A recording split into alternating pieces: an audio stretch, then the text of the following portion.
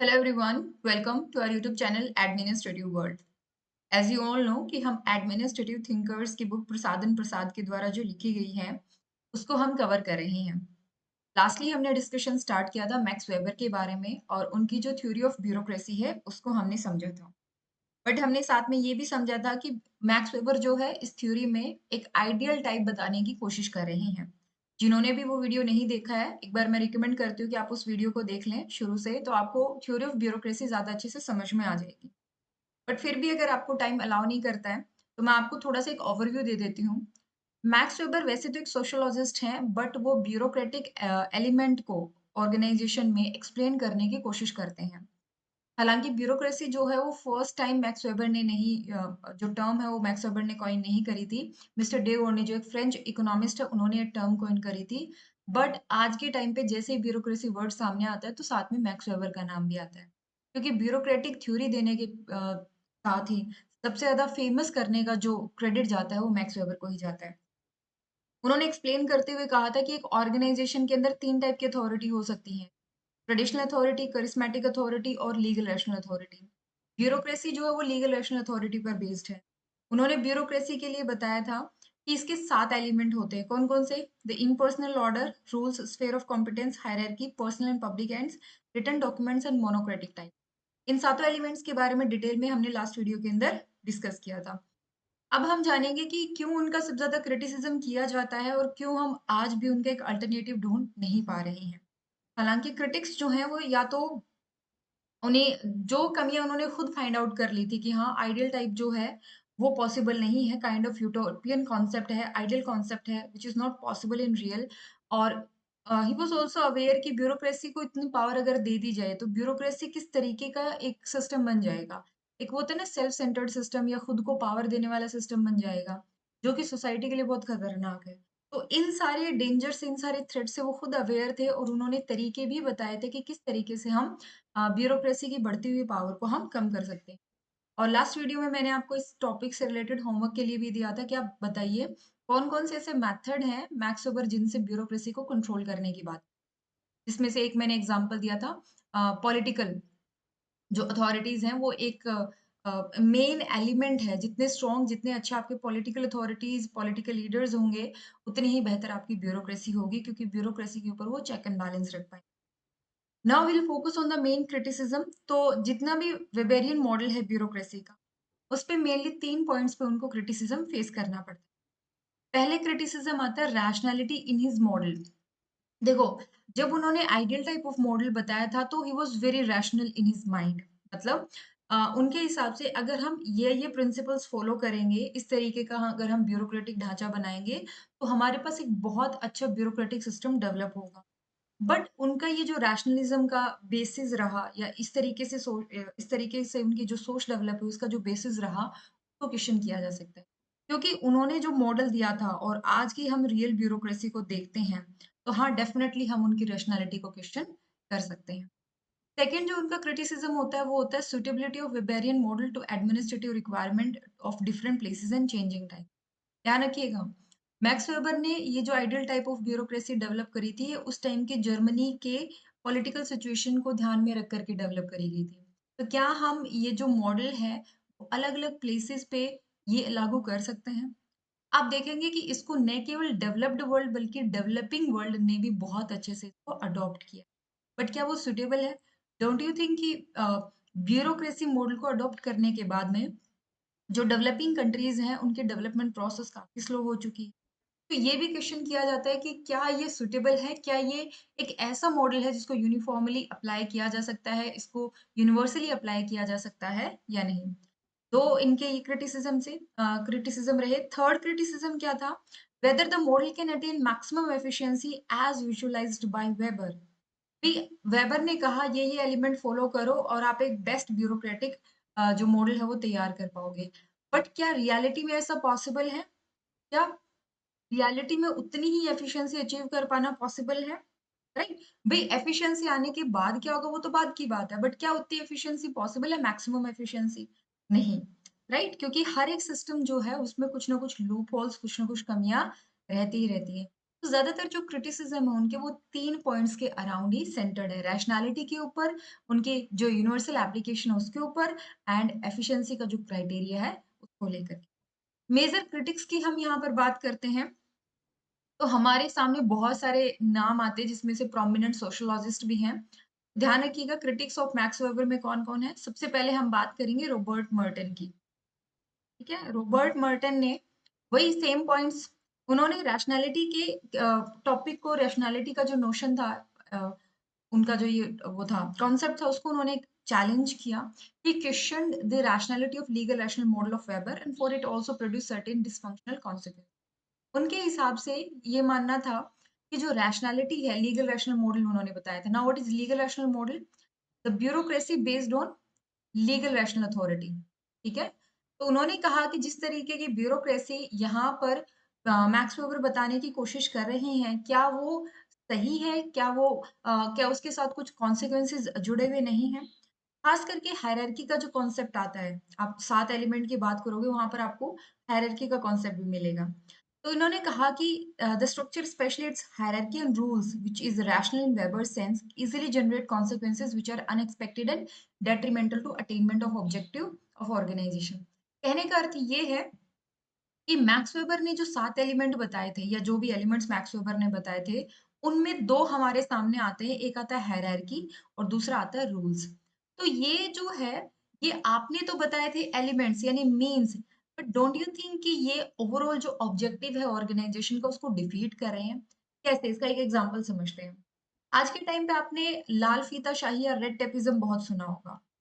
Red tapism क्या है? Red tapism basically जो फाइल्स होती है गवर्नमेंट ऑफिस के अंदर, जो फाइल्स होती हैं, वो फाइल जो है वो लाल कलर के धागे से बांधी जाती थी। तो एक गवर्नमेंट ऑफिस के अंदर ढेर लगा होता था। आजकल तो चलो बहुत ज़्यादा डिजिटल हो चुकी है। पूरा का पूरा एडमिनिस्ट्रेटिव सिस्टम डिजिटल होने को है। बट फिर भी आप देखेंगे कि जो फाइल्स से रिलेटेड काम होता है गवर्नमेंट ऑफिस के अंदर, वो ओवरऑल बहुत स्लो हो चुका था। एक एक ऑफिस से दूसरी जगह एक फाइल पे काम करवाने के लिए बहुत मेहनत लगती थी, बहुत टाइम कंज्यूम होता था। And that led to the development of the concept red tapism, लाल फीताशाही। कि ऑफिस में फाइलों का अंबार लगा पड़ा है, काम हो नहीं रहा है। क्यों? क्योंकि सारा काम जो है वो रूल्स के हिसाब से होना था। अब रूल्स बनाए गए थे ब्यूरोक्रेसी की मदद के लिए, सहूलियत के लिए, लेकिन वो क्या बन चुके हैं? अब वो रुकावट बन चुके हैं। बिकॉज ऑफ द रूल्स कुछ ऐसे अनएक्सपेक्टेड हमारे सामने कॉन्सिक्वेंसेस निकल करके आए जो ओवरऑल एफिशिएंसी के पर्पस को ही डिफीट कर रहे थे, राइट? इसके अलावा एक कॉन्सेप्ट आता है ब्यूरोक्रेटिक मैनिया का भी कॉन्सेप्ट आता है।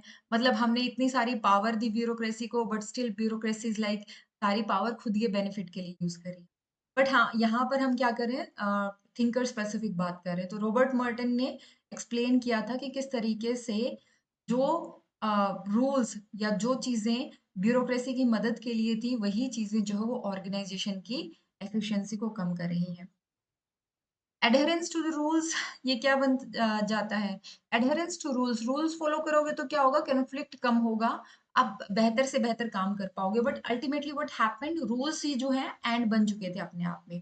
तो rules becomes more important than the game.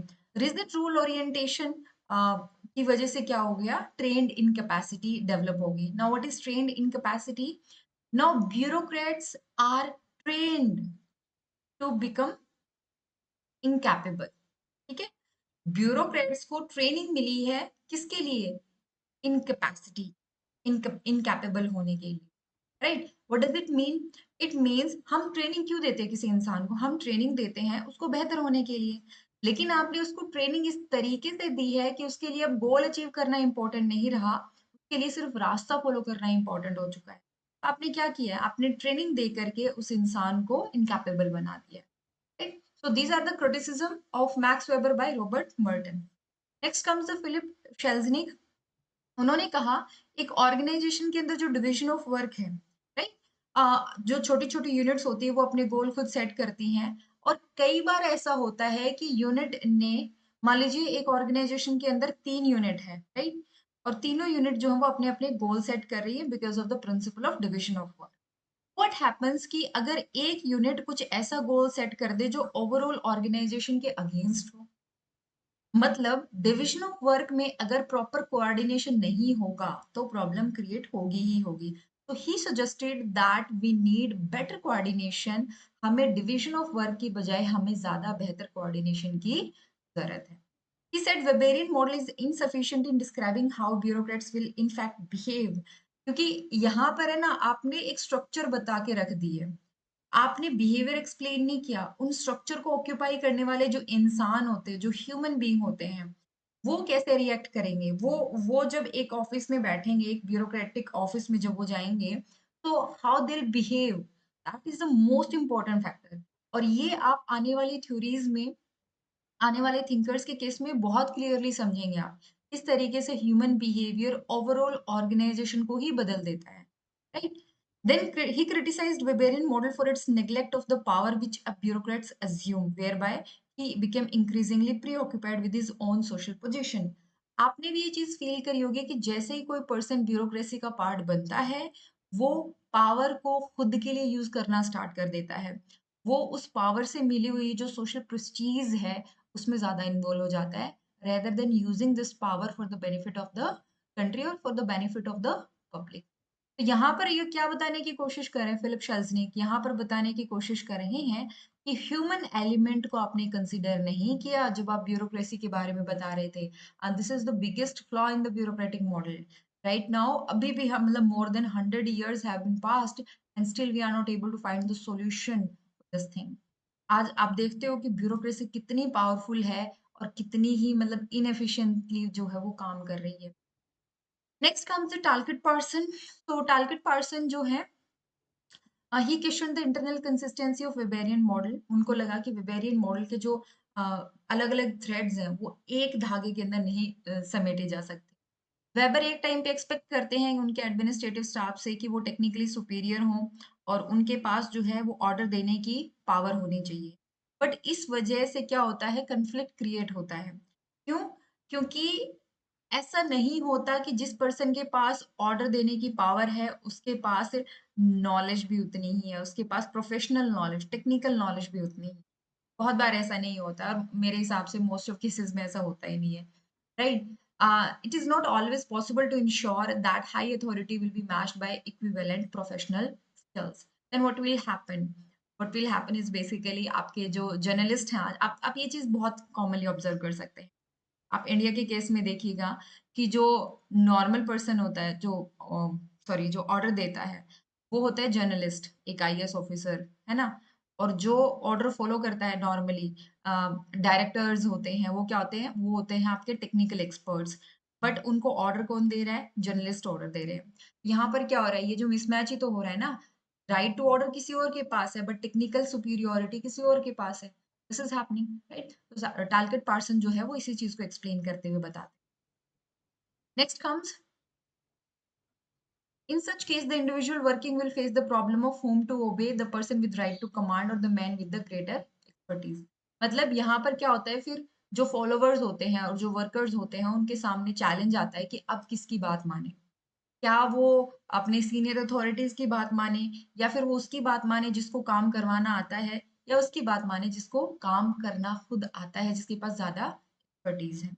और ध्यान रखिएगा, ये जो जितने भी लोगों के बारे में हम पढ़ रहे हैं, इन्होंने मैक्स वेबर को बहुत डिटेल में स्टडी किया है। बहुत सारे तो ऐसे हैं जिन्होंने मैक्स वेबर के काम को, जो उनकी जर्मन के अंदर उनका काम था, जर्मन लैंग्वेज में, उसको ट्रांसलेट किया है इंग्लिश के अंदर। ठीक है, तो इन्होंने इतना स्टडी करके फिर ये सारे जो कॉन्फ्लिक्ट और ये सारी चीजें जो है वो सामने आई हैं कि हाँ ये कमियां हैं। Next comes the Peter Blau. Peter Blau जो हैं, उन्होंने कहा कि देखो, जो वेबेरियन मॉडल है ये आप हर जगह हर टाइम अप्लाई नहीं कर सकते हो। तो ये उन्होंने यूनिवर्सल एप्लीकेशन जो है वो चैलेंज करी है कि you can not apply these principles, you can not apply the bureaucratic model universally. Blau का ये मानना था कि हमें क्या करना पड़ेगा, रैशनल एडमिनिस्ट्रेशन का जो कॉन्सेप्ट है इसको दोबारा से हमें समझना पड़ेगा। आज के समय में जब एनवायरनमेंट बदल रहा है, तो हमारे यहाँ ऑर्गेनाइजेशन के गोल को अचीव करना इस बात पर डिपेंड करता है कि ब्यूरोक्रेटिक स्ट्रक्चर कैसी है या ब्यूरोक्रेटिक स्ट्रक्चर में क्या चेंज आ रहा है। That means efficiency cannot be guaranteed by tethering the officials to set a rigid rules। यहाँ पर आपका एनवायरनमेंट चेंज हो रहा है, तो ब्यूरोक्रेसी रिजिड रूल्स के साथ काम नहीं कर सकती। ब्यूरोक्रेसी को भी कैसा होना पड़ेगा, उसको भी बदलना पड़ेगा, उसको भी अडेप्ट करना पड़ेगा with the changing time. So rigid rules can become a problem for the bureaucracy, right? Efficient administration is possible only when an individual is allowed to identify with the purpose of organization and to adapt his behavior to his perception of changing circumstances. समझिएगा, इन्होंने कहा कि एक बेहतर administration इस बात से तय नहीं होता कि आपने कितने अच्छे रूल्स बना रखे हैं। इस बात से तय होता है कि आपके जो वर्कर्स हैं, वो ऑर्गेनाइजेशन के गोल से अपने आप को कैसे आइडेंटिफाई, क्या उनके लिए वो गोल इम्पोर्टेंट है या जस्ट वो सैलरी ड्रॉ करने के लिए। एंड सेकेंड चीज, उनका बिहेवियर जो है, बदलते हुए सर्कमस्टांसेस के हिसाब से कैसे उनका बिहेवियर चेंज होता है, वो भी इम्पोर्टेंट फैक्टर होता है। Next comes the Alvin Gouldner. ये क्या कहते हैं गॉर्डनर का, ये कहते हैं कि अगर आप और रूल्स ले आओगे, है ना, इसलिए आपने रूल्स ले आए, आप रूल्स, नए रूल्स ले आए, उनको और लागू करवाने के लिए और रूल्स ले आए, then it will produce tension between the managers and the subordinate. क्या होगा, मैनेजर्स और सबॉर्डिनेट के बीच में प्रॉब्लम ही प्रॉब्लम क्रिएट हो जाएगी, और अल्टीमेटली ये मैनेजर सबॉर्डिनेट कन्फ्लिक्ट ज्यादा इंपॉर्टेंट हो जाएगा और ऑर्गेनाइजेशन का गोल जो है वो डिस्प्लेस हो जाएगा। तो उन्होंने 2 टाइप की ब्यूरोक्रेसी यहाँ पर बताई थी। 2 टाइप की कौन सी? एक तो है पनिशमेंट सेंटर्ड ब्यूरोक्रेसी और एक होता है representative bureaucracy. Punishment centred bureaucracy तो हमें पता ही है, हम हमारे ऊपर अगर हम नहीं फॉलो करेंगे उसके उनकी बात को तो पनिशमेंट आती है, राइट? तो those who are reluctant to follow the rules, उनके ऊपर क्या हो जाएगा, पनिशमेंट आएगी। या यहाँ पर ये भी होता है कि जो ऑर्गेनाइजेशन के मेंबर्स होते हैं, उनको ये लगता है कि जो ब्यूरोक्रेसी है या जो ऑर्डर उनको दिया जा रहा है वो एलियन है, वो उनका अपना नहीं है। Why do they need to follow those orders? वो ऑर्डर्स उनके लिए खतरा है। इस तरीके से जब उनके अंदर फीलिंग आती है तो they do not obey those rules, वो उन रूल्स को फॉलो नहीं करते हैं, and this led to the punishment centred bureaucracy. then you need to adopt strict measures to solve this problem, right? Second comes the representative bureaucracy. Please इसका ध्यान रखिएगा, representative bureaucracy का टर्म्स कई बार हो सकता है आपसे यूजीसी नेट वगैरह के एग्जाम में आपसे पूछ ली जाए, वैसे भी पूछी जा सकती है, तो ध्यान रखिएगा। Representative bureaucracy means what? Bureaucracy is being representative. लोग जो हैं, जो वर्कर्स हैं, वो उसमें पार्टिसिपेट कर रहे हैं, and bureaucracy a punishment centred नहीं है। जो लोग हैं, जो मेंबर्स हैं, उनको लगता है कि रूल्स जरूरी हैं, रूल्स जरूरी हैं ताकि वो टेक्निकल मिस्टेक ना करें और वो उनके भले के लिए हैं। This is representative bureaucracy. William Delany है, विलियम डेलनाय कहते हैं कि unless further ideal type are created, the existing Weberian work seems to have little applicability outside Western Europe and certain Commonwealth countries and US। वही उन्होंने भी यही challenge किया कि आप इसको यूनिवर्सल एप्लीकेशन के लिए नहीं बोल सकते कि हाँ it can be universally applied, just ये कुछ वेस्टर्न कंट्रीज में ही लागू किया जा सकता है। Herbert Simon, our favorite decision maker, decision making thinker, उनकी बुक एडमिनिस्ट्रेटिव बिहेवियर में वो कहते हैं कि variety of circumstances need varied bureaucratic structure. Means you need adaptive bureaucracy, you do not need strict और rigid bureaucracy, you need adaptive, जो बदलते हुए सर्कमस्टांसेस के हिसाब से चेंज हो सकती है। एंड ये जो टाइमलेस प्रिंसिपल है, टाइमलेस प्रिंसिपल्स हमेशा के लिए नहीं बोल सकते उनको, और खास करके आज के टाइम पे जो बदलता हुआ समाज है, जो एवर चेंजिंग सर्कमस्टांसेस हैं, वहां पर आप उनको लागू नहीं कर सकते, right? Next comes Simon and March. उन्होंने भी एफिशिएंसी को ही चैलेंज किया था, क्वेश्चन किया था। सेकंड, उनके हिसाब से वेबर ने ह्यूमन बिहेवियर को भी नेग्लेक्ट किया। Maximum efficiency in the organization, it cannot be achieved by emphasizing on mere structure of bureaucracy। आपको ह्यूमन बिहेवियर को भी कंसिडर करना ही करना पड़ेगा, ठीक है? एचसी क्रील और एबी स्पिट्जर क्या कहते हैं? उन्होंने कहा कि वेबर जो क्लेम करते हैं कि rational bureaucracy is modern phenomena, हम इस चीज को ऑब्जेक्ट कर रहे हैं। व्हाई? बिकॉज उनके हिसाब से ये मॉडर्न फिनोमिना नहीं है। रीजन बीइंग, जो फीचर्स ब्यूरोक्रेटिक एलिमेंट्स में वेबर बताते हैं, वो सारे के सारे फीचर्स चाइना में 200 बीसी के टाइम पीरियड पे एग्जिस्ट करते थे। मतलब they are not new. China की ब्यूरोक्रेसी, जो एंशियंट ब्यूरोक्रेसी है, उनसे ये जो एलिमेंट्स हैं, जो उसके फीचर्स हैं, वो मैच करते हैं। इवन स्पिट्जर कहते हैं कि 19th सेंचुरी का फ्रेंच प्रीफेक्ट का जो सिस्टम था, वो भी वेबर के ब्यूरोक्रेट से ज़्यादा कॉम्प्रिहेंसिव, ज़्यादा बेहतर तरीके से बताया गया है। दैट मीन्स वो कहते हैं कुछ नया नहीं है, जो ऑलरेडी एग्जिस्टिंग था, वही बताया गया है। और ऊपर से उन्होंने ये भी कहा कि मैक्स वेबर का ये जो आइडियल टाइप ऑफ ब्यूरोक्रेसी है, it is not that much comprehensive, right? मतलब अलग-अलग एस्पेक्ट जो हैं इसमें नहीं इंक्लूड किए। कुछ और यहाँ पर क्रिटिसिज्म है, जैसे कि पार्किंसंस लॉ भी आपने पढ़ा होगा, नहीं पढ़ा तो चैनल पे विजिट कीजिए। पार्किंसंस लॉ मैंने समझाया हुआ है बहुत अच्छे से, Parkinson's law, Peter principle. Okay, तो पार्किंसन कहते हैं कि bureaucracy grow stupider day by each year. हर साल जो है ब्यूरोक्रेसी बेवकूफ होते जा रही है। मैनेजर्स बस बिजी दिखना चाहते हैं, वो काम करना नहीं चाहते। बस वो बिजी दिखना चाहते हैं और इसलिए वो वर्कलोड बढ़ा देते हैं by creating papers, rules, evaluation, forms, filing.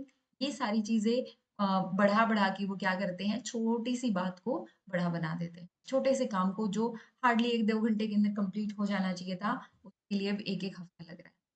तो इस काम के लिए ज़्यादा पेपर फाइल करना है, ज़्यादा पेपर फाइल करना है तो फिर ज़्यादा असिस्टेंट चाहिए, ज़्यादा असिस्टेंट चाहिए तो ज़्यादा असिस्टेंट्स के लिए ज़्यादा मैनेजर चाहिए, ताकि उनको सुपरवाइज किया जा सके।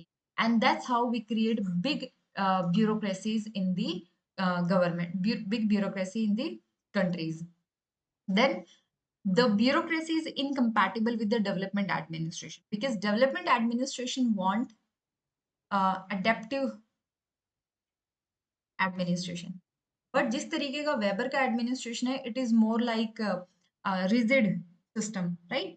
और साथ ही साथ कार्ल फ्रेडरिक कहते हैं the word ideal and type, ये दोनों ही एक दूसरे को कैंसिल करते हैं। इधर इट इज आइडियल और इधर इट इज टाइप।